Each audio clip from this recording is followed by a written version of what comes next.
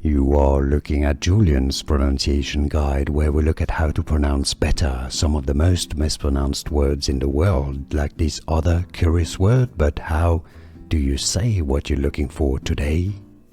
Let's learn how to pronounce this name, a name of Arabic origin, Muslim, meaning submission or obedience in God or Allah.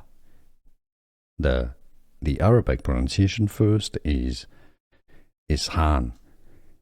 Izhaan. In English, therefore, it is more normally pronounced English pronunciation Izhaan. Izhaan.